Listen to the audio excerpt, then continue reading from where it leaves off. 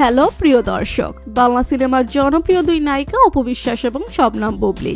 এই দুই নায়িকা যেন সবসময় আলোচনায় থাকতেই বেশি পছন্দ করেন, কেননা এবার ওপার বাংলায় সিনেমা করার ঘোষণা দিয়েছেন নায়িকা বুবলি। অন্যদিকে বুবলি সিনেমা করা নিয়ে মন্তব্য করেছেন নায়িকা অপবিশ্বাস। বন্ধুরা, পুরো খবরটি বিস্তারিত জানতে ভিডিওটি না টেনে শেষ পর্যন্ত দেখতে থাকুন। আর আপনি যদি আমাদের চ্যানেলে নতুন হয়ে থাকেন তাহলে এখনই ভিডিওটিতে একটি লাইক দিন এবং চ্যানেলটি সাবস্ক্রাইব করুন, কেননা দেশ বিদেশের সব খবর এখানেই রয়েছে। ঢাকাই সিনেমার জনপ্রিয় অভিনেত্রী শবনম বুবলি প্রথমবারের মতো কলকাতার সিনেমায় যুক্ত হয়েছেন তিনি। সিনেমাটির নাম ফ্ল্যাশব্যাক। সিনেমাটি পরিচালনা করছেন বাংলাদেশের নির্মাতা রাশেদ রাহা।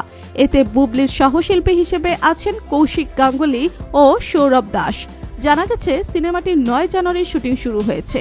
চলতি বছরে সিনেমাটি মুক্তি পাবে। সিনেমাটির চিত্রনাট্য এবং সংলাপ রচনা করেছেন খায়রুল বাশার নির্ঝর। এটি প্রযোজনা করেছে ব্লু হোয়েল এন্টারটেইনমেন্ট। সামাজিক যোগাযোগ মাধ্যম ফেসবুকে এক পোস্টে অভিনেত্রী লিখেছেন, আমার প্রথম কলকাতার সিনেমা ফ্ল্যাশব্যাক শুরু করতে যাচ্ছি।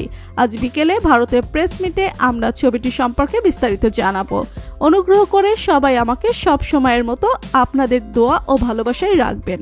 গেল বছর ব্যক্তিগত জীবনের আলোচনার পাশাপাশি 4 সিনেমা দিয়ে পুরো বছর আলোচনায় ছিলেন শবনম বুবলি। বর্তমানে অভিনয় এবং ক্যারিয়ার নিয়ে ব্যস্ত সময় পার করছেন তিনি।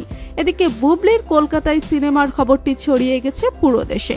তাই তো বুবলির কলকাতায় সিনেমা করা নিয়ে একটি সাক্ষাৎকারে অপবিশ্বাস বলেন, যে যার ইচ্ছা মতো যে কোনো জায়গায় সিনেমা করতে পারে, তবে দর্শক এটাও জানে যে ঘরে যারা খাবার না পায় তারাই শেষমেশ বাধ্য হয়ে বাইরে খাবার খুঁজে।